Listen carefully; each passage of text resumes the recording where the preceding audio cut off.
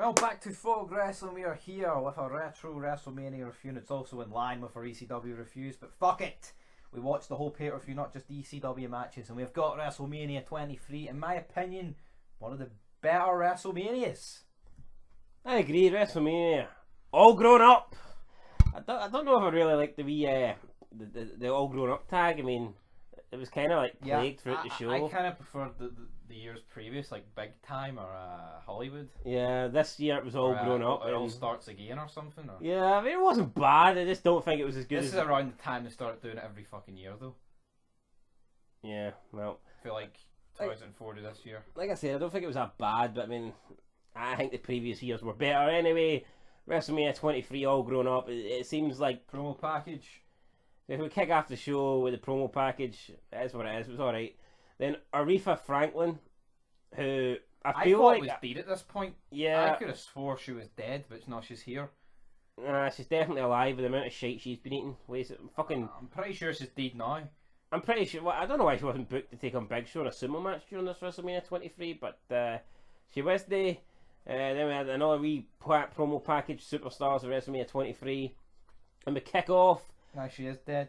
Oh well, there you go. Unfortunate, but yeah, that's what it is. Then we kick off the show with the first match, Money in the Bank ladder match. It was Booker T, Randy Orton, Edge, Mr. Kennedy, Finlay, CM Punk, Jeff, and Matt Hardy competing in this match. Good match. I think one of the better Money in the Bank matches we've seen at Mania. Yes, I'd probably say. I'd say it must be top 5. Like, it's probably top 3. There's only been like 5. Is there? Aye. There's only been like 4. I think it's 5. Is this the best one? I kind of like the original. I like the original, but I think this one. This one's better than 22. No, I liked it with this one. This one's better. I didn't like 22. Jeff and Edge and Matt got eliminated, which meant it gave people who you're not used to with ladders time to shine. And that was a great spot. Speaking of Jeff and Edge getting eliminated, Jeff Hardy, massive manoeuvre from the top of the ladder in the ring through the Edge, who was like cropped on the ladder outside like a table, just laying there on the ladder. Jeff flies off like a seed at senton through the ladder, through Edge. Legit looked like Edge was broken in half. The only problem with this is it's like every year now they try and repeat a spot similar, and it's just, I mean, come on. It's like, this is a really unique spot for the time, never done before. Yeah, and now it's like every time they do it. I mean, the next year they do it where Benjamin does the Swan Tom, I thought was pretty good. Yeah, it was pretty good. Like, and the move, that was good. But see now, it's like, when was the last good ladder match? I mean, let's be real. When was it? I know. And when was the last ladder match that wasn't a Money in the Bank match? Let's think WWE. TLC, and by the way, was done one. There was a triple threat one at Mania last year. Don't know how I've remembered that, like, but it was supposed to be it was a tag team one, but triple threat one on one. Fucking, I don't know who came up with that. I don't know. My point being was, see, ever since they did the Money in the Bank pay-per-view in TLC, and they've got loads of ladder matches, I think they've been shit. Yep. I mean, ladder matches were good when they were just sporadic. Yep. Same with every match type, to be honest. I mean, even with the Rumble, the day of women's one, you get the odd one in Saudi Arabia. I mean, it's just fucking overkill. Like, it's no surprise to me that the best Money in the Bank matches were when they were at Mania. Yeah, because it's Mania. And not when we're getting like fucking free on the one show. But anyway, I think the Money in the Bank. I didn't mind the Money in the Bank matches initially when they first had the pay-per-view, but see, like after the first couple of years, it's just. I think Money in the Bank match should be at Mania because it's a big match regardless of who's in it. It's a number one contender. And to me, it just makes Mania. It adds to Mania. Yep, we get RKO off the top of the ladder. We get a Pepsi no, not a Pepsi plunge. What's the move Kennedy does? The Green Bay plunge or some shit. On Hornswoggle, brilliant. Bookend off the ladder, RKO off the ladder, shillelaghs, all that. Punk looks like he's Finlay was split, and Punk looks like he's about to grab the briefcase. Then Mr. Kennedy smacks him with the ladder and climbs up and wins. So Mr. Kennedy is Mr. Money in the Bank. Obviously, we know what goes on to happen with him. He gets injured, loses the briefcase in like a couple of weeks to Edge.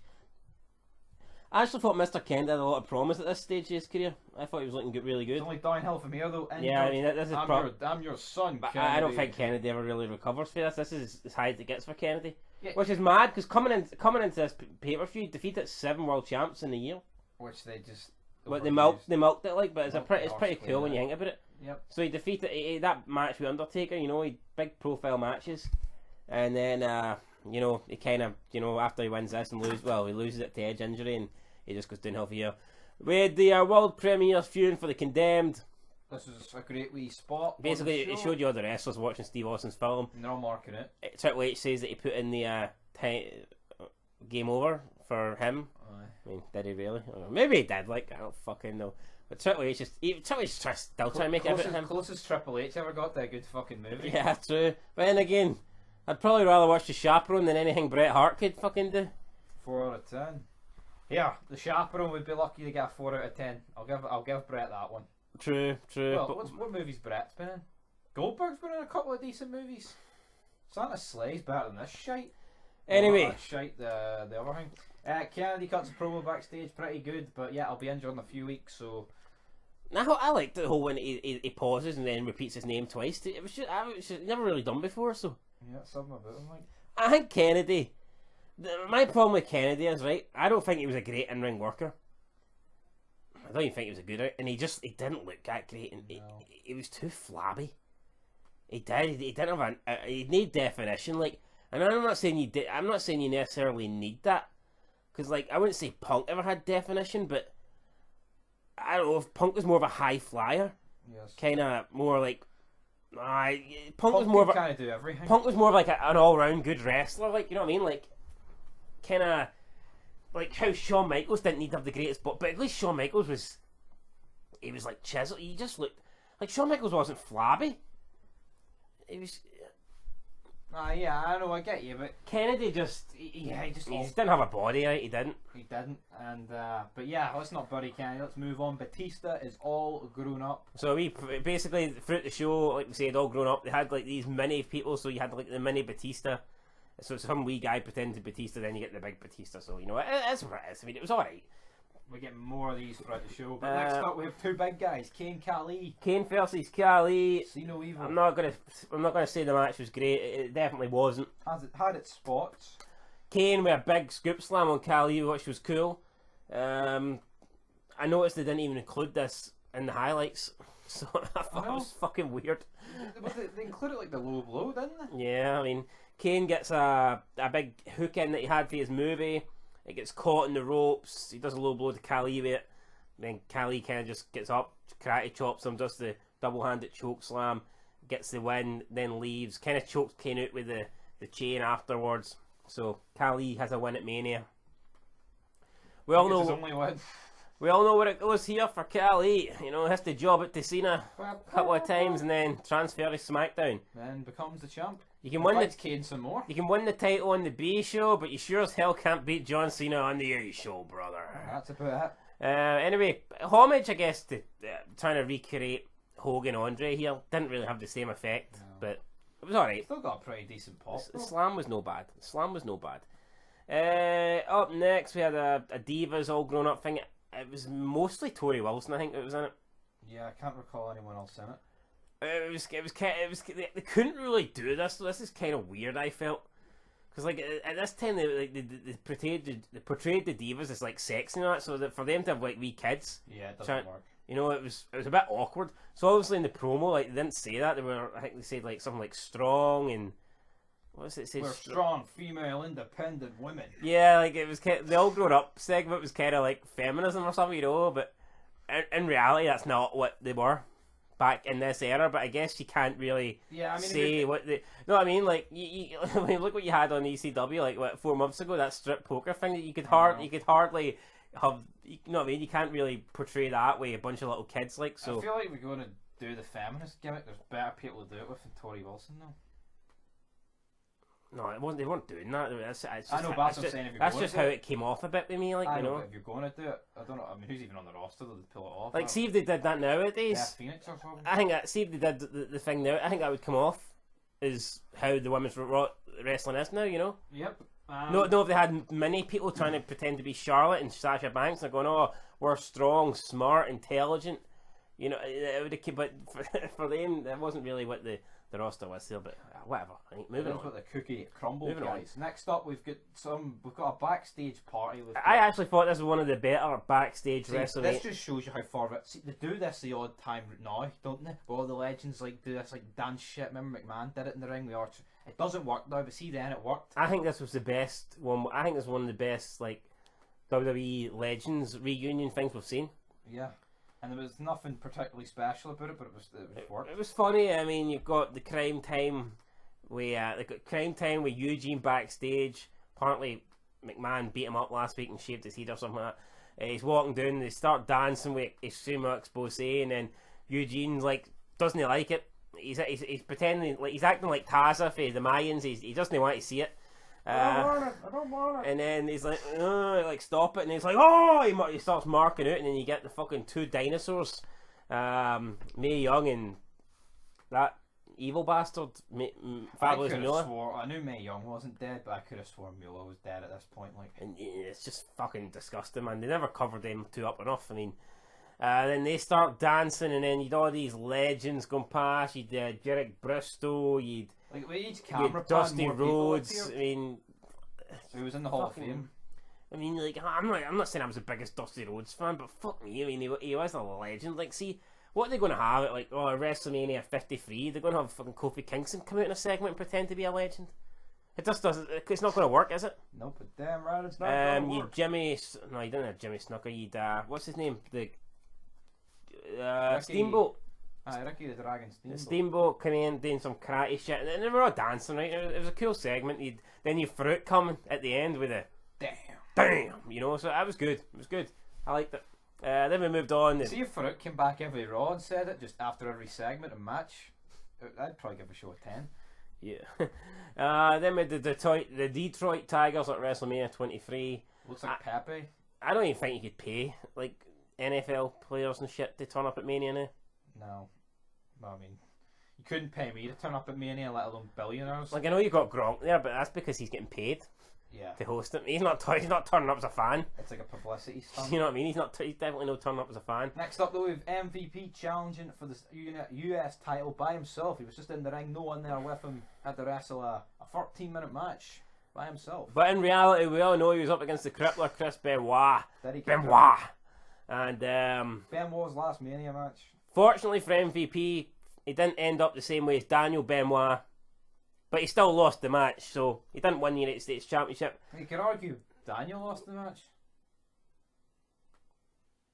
Must have been a career fucking match. Did he say, I'm sorry? Like Shawn Michaels before he hit the super kick? I thought this match was shit. That shit just bored me. I see Benoit, right? Great wrestler, but I think you need to care about the Benoit match. And I just didn't really care about Benoit MVP. Like, see these people, right? You get people like Benoit and Guerrero fans like, oh, if they were still alive, they'd be wrestling today in 2021. See, at this point, Benoit was stale. He was stale as fuck. Like, I think Benoit would struggle in 2021 because there'd be no one good to go up against. Yeah, what does Benoit do in 2006? Hee-haw. 2005, I mean, he's in the world title picture at the start, kinda. You know, hee-haw. But see, come the end of it, apart from fucking greeting about Eddie and wearing I'm Your Pappy, that's all I can remember the guy for. No, but that's my point. My point is, like, I think Benoit was good when he was on a good storyline and had a great opponent. Yep. But see, when he didn't, it's like, Benoit versus MVP, Benoit versus Mr. Kennedy, Benoit versus Chavo, Finlay. Boring, fuck it. Oh, that's the Benoit versus Booker T, like best of 7 seat. I mean, Orton took his place. I mean, did that Benoit Hardcore Holly? I mean, did any of that ever really? I think Benoit was a guy who could have stuck on ECW for the beginning. I think it would have worked. I think it actually been really good. Yeah. Wrestling like Sabu in a fucking Extreme Rules match, break his neck again. But he didn't. He retained here. I was a bit surprised, but he didn't even apply the crossface. I don't know if they banned it. Maybe they predicted he was going to kill himself or kill his family in 6 months' time, so they banned the crossface because he wins with a diving headbutt. So anyway, there you go. Then we get a segment, Undertaker all grown up, some wee gothic kid, I guess, trying to be Taker. Then we get backstage, Boogeyman is Donny there. T. Donny T, he's talking about someone on the phone about how bad this place is. He wants food, and then the Boogeyman. I'm the Boogeyman. Trump no sells this. It was brilliant in a midget. Yeah, appeal. Trump kind of buried the Boogeyman here. I don't know if this was how it's supposed to go, but whoever the chick was that was with Donald Trump, apparently Miss America or some shit, she runs. The Boogeyman's sitting there with worms, like, I'm coming to get ya. And then Donny T just sits and like, what the fuck is this shit? I don't know. I don't know if that's how it was supposed to go, but it's hard to take the Boogeyman seriously since this. I think when was the Boogeyman ever took serious? Even a stupid Booker T was kind of just a fucking piss take. True. You know, but this was good for Trump, and then I actually didn't even realise it was a midget Boogeyman. Yeah, it was definitely a midget Boogeyman. Next up, we set an attendance record. Although they seem to fluff that shit every year. Oh, wow. I mean, you don't even know if that's an attendance record, like, so that is what it is. Like they probably include like the people backstage and all. Aye, all the workers and shit. There's no proof to it. You know. Next up though, we've got the Hall of Fame inductions. Fuck Dusty Rhodes. Fuck the rest. Hold on. It's all about JR and King here. See the dead people that induct to the Hall of Fame that aren't there. Do you think they count them as an attendance? Probably. Their entire fucking families probably. Alright, well. Next up though, we have Undertaker versus Batista. 29-minute match, half an hour, good match. Yeah, no, good match. Didn't think this went half an hour. Probably 15 minutes of it was Taker's entrance. But yeah, I mean, Batista was very dominant in this match. Kind of carried it. Cool spot through the outside. He hits the running power slam through the announce table. And I mean, Batista pretty much dominated Taker for most of this match. But then Taker comes back and ends up winning with the tombstone. Back in the days when a finisher finished a match. And that's the way it should be. I fucking hate this nowadays when at Mania. And you know the match is not in trouble ending until you get 2 or 3 finishers in. I know, garbage. So like, I mean, seeing your Brock Lesnar versus Drew McIntyre, and it takes 4 claymores to beat Brock Lesnar. I mean, that kind of I don't really I can see that happening if it's like a half an hour match, but it was like literally 4 claymores in 4 minutes. I know. Imagine Taker just came out and spammed the tombstone 4 times in 3 minutes. Like WWE games. Infinite finishers. Anyway, Taker wins, retains the streak. Good match.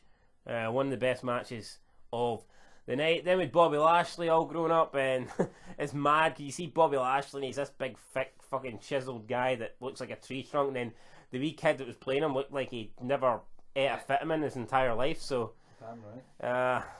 No. It was what it was. Next up, we've got McMahon backstage preparing for the match against Donny T. And we get 3 generations of McMahon sharing. This was weird for Vince. Yeah, he's pure looking staring into the pram and talking to his granddaughter, and then the kid shits himself, and McMahon turns around to Steph and goes, "He just did a Trump."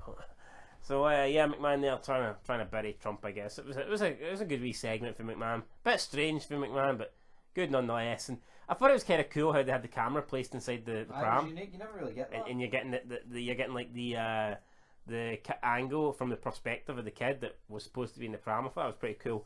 Up next with the ECW Originals versus the New Breed in a match that didn't last long at all, 10 minutes. Yeah, I mean, just no. They had a match the following week on ECW, which was a lot better than this.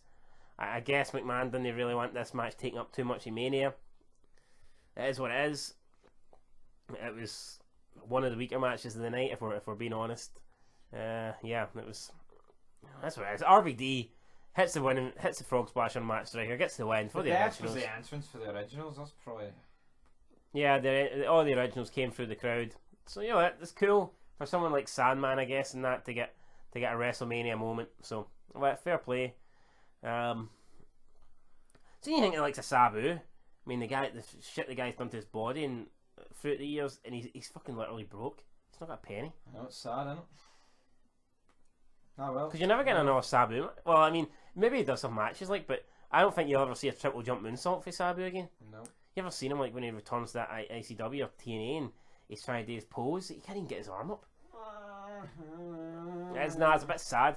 Up next with Stone Cold Steve Austin all grown up. Some kid. This was the best one. Yeah, but instead of drinking beers, he's drinking milk, which I guess they ain't gonna. Well, I mean, Sandman had no issues. Sandman gave some wee kid a beer on ECW a few weeks ago, but I guess they aren't gonna. I guess this wee kid in the Austin package wasn't all grown up enough to get a beer.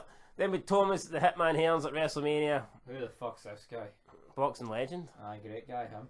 But I tell you what, he wouldn't. Who did he ever fight? He won't be appearing at Mania 37. Not because he's dead, because WrestleMania now is pish. Even though I think 37 just happened. Didn't he 3 people he fought? I think he fought Marvin Hagler. Oh, aye, him. Right, go on. I don't know, so I can remember. So boxing legend, and he didn't fight anyone relevant. Well, he wasn't a heavyweight, and I don't really care about heavyweights. Like middleweight or something. Flyweight. No. Talking about 2 guys though that were heavyweights: Umaga, Lashley, Trump, McMahon. Battle with Shane the billionaires. Austin. I never thought Lashley and Umaga would have this sort of a good a match as this, but I actually thoroughly enjoyed it. Probably helped the fact that McMahon, Trump was there, Austin was the special guest referee, Shane got involved. I mean, I'm sure all that shit helped, but overall, man, it's a really good match. The referee gets taken out. McMahon. Shane gets involved. They start beating up Lashley. Fucking Austin keeps getting jobbed out. He keeps getting made to look like a jobber when Umaga keeps hitting him with a Samoan spike. McMahon's trying to get involved. Trump takes out McMahon, starts punching McMahon at ringside. Good stuff. Then Shane, I think, gets absolutely fucking almost killed by Lashley. Get up, yeah, Bobby. Donald D is cheering on Bobby for ringside. Bobby gets back in control. Austin stuns Umaga. Umaga turns around, gets hit by a spear, and then he gets pinned by Bobby Lashley. First time, I believe, Umaga has been pinned. Or maybe Cena pinned him. New Year's Revolution? Maybe. I think he did. Don't quote me. I know Umaga only lost twice going into this match, both times against Cena. Seems to be a trend. Right. What chance did Michaels have against Cena here? Realistically, like, there was no fucking chance he was beating him. No. Cena's fucking burying everyone. Michaels wasn't really winning to the degree that he should be. Yeah, but this was a good match, and it was a great moment. McMahon getting his head shaved. Then Austin hits the stunner on Donny T, which I'm sure a lot of lefties loved. Well, not back then. Everyone loved Donald T. So I know, but I mean now. No. Well, now they probably won't want a stunner. They probably want Benoit to come in and fucking put him in the chokehold. But we didn't get that. McMahon gets his head shaved. You know, it was good. Aye, brilliant. I like this. Great stuff.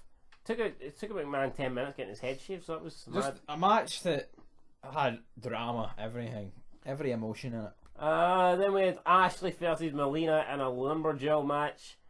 Apparently this went 8 minutes. I tell you what, the entrances must have took a shitload of time, because this match did not last long.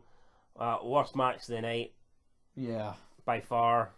Just to get every woman out there, literally was the... and then Melina wins, and then like they all brawl, and it's just like... But at least it wasn't long. Even though it says 8 minutes, it wasn't. I hate when they do stuff like this on Battle Royals or like where they just brawl and it's just so fake and put on. Like they brawl for no fucking reason. Yeah, that's a bit shite. Then with Shawn Michaels all grown up. Then with Shawn Michaels coming out for his match, he comes out with the DX entrance. I thought it was a bit weird. I know. Mania main event, and he's coming out to the DX music. I didn't really get that, if I'm being honest. But you know, it's not enough to. I wonder when they stopped doing them with the DX music. I don't know. I mean, he comes out with DX music at the Rumble. I'm assuming he must use it throughout then. Yeah, like that's not enough to like ruin it for me or anything like that. But personally, I think it would have been better. Triple H is gone. I mean, I think it'd make more sense. And surely at this point they know what Triple H is out with. It's not like he might be back next week. Yeah. Even though we know he's not back for a long time yet. And then we've got Cena's entrance. He's speeding around the streets. This was weird. A big Mustang. There was something off about this. I'm convinced that Cena swapped seats with the guy. There was a stunt driver in that for sure. Oh, aye.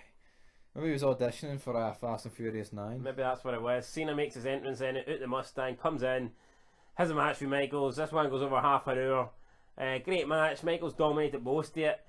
I guess the story in these world title matches were if you dominate the match, you're going to lose. Yeah, that's pretty much it. Because Shawn Michaels does dominate. Blood. Springboard through the table after the ropes outside. Pile driver onto the steel steps. Back of Cena's dome gets split like a big chunk at the back of his head. Michaels gets split open. Counters the AA, tries to get him in the STFU. Michaels manages to counter that, hits a last minute super kick, and it was a really good match. And then finally Cena locks him in the STFU. Michaels can't get to the ropes, can't escape it. He has to tap out, and Cena once again wins. Tries to shake hands with Shawn Michaels. Shawn Michaels doesn't accept, and WrestleMania goes off the airway. Cena once again. The crowd did not want Cena to win. No, the crowd were very. By this stage, the crowd were mega again. I mean, I think you could say the crowd turned against Cena in 2005. Yeah. Never mind 2007. They had like. I'm not going to say it's when as soon as he got put on Raw, but I don't think it was long after that. No. I mean, I literally think it was about a month or two. And I wonder the question is why?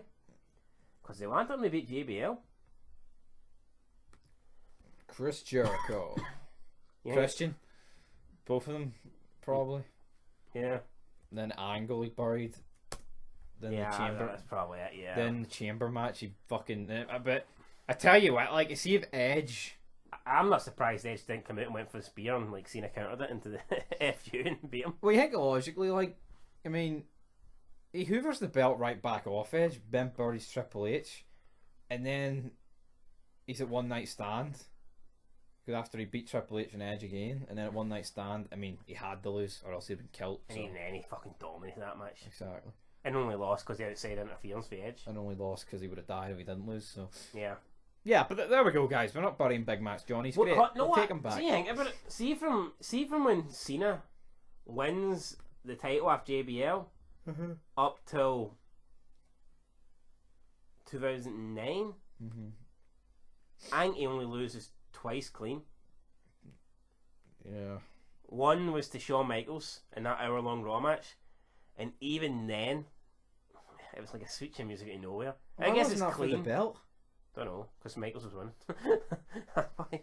And then the other one was waste an hour-long fucking match. You don't. The other one was he was like taking on Batista, but he got the injury kind of. Yeah. So it was like, you know what I mean? It's like, oh, you only fucking lost because you were injured. I mean, Cena did not. You literally almost got a 5-year period where Cena just did not lose clean. He hardly lost, period, but did not lose clean. So anyway, though, guys, we've talked about this for about half an hour. We're going to dive into our final ratings. I mean, for me, a good WrestleMania. I enjoyed it. I'd probably give this I can't do half ratings, can I? You can do it. I'd give it an 8.5 out of 10. Yeah, you know, I agree with an 8.5 because here's my reason why. I think it's too good. I think it was better than an 8. I don't know if it was as good as. I don't know if it was good enough to be an 8. Here's my reason for not giving it higher.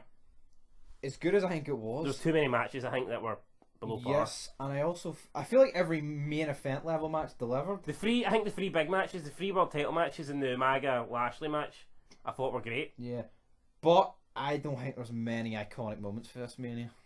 And the Money in the Bank match was great as well. But yeah, I agree. The Benoit match didn't really do it for me. The Lumberjaw match was pretty shit. Yeah, the 4-on-4. Kane Khali wasn't memorable. I can't even remember if that was anything else. Was that only 8 matches in this? Yeah, 8 matches. You know, so 4 were good and 4 kind of flopped. I'm not saying it was particularly fucking awful, but you know. Well, nothing was awful, but I mean, certainly Dave Meltzer ain't going to be giving Ashley Phelps Molina 5 stars. That's for sure. Neither are we. So I'll give it 8.5. I mean, like if there was a couple of stronger matches or maybe a couple more moments, I could have potentially gave it more. I think they thought that all these all grown up things would have helped. And I mean, see that all grown up. They did one at the start, which included everybody. Yes. And that should have been it. But then throughout the show, they did like another 5 or 6 that focused on individuals. No, like why? Like no, it just wasn't necessary. Even though I probably preferred like the Michaels and Austin ones, like most out of all of them. Why are these two getting ones like and Taker? Like Austin's retired, all grown up. His career's done. I mean, all grown up. Yeah. It's just a bit. I get Batista and Cena because like they've grown Lashley. up. They're now established champs. Yeah, but no, I don't really see where they're going with all these people. Yeah. But Like Austin. I was fucking surprised they didn't do one for Dusty Rhodes. All blown up. Fat bastard. Anyway, 8.5 for us. Till then. Peace. Peace.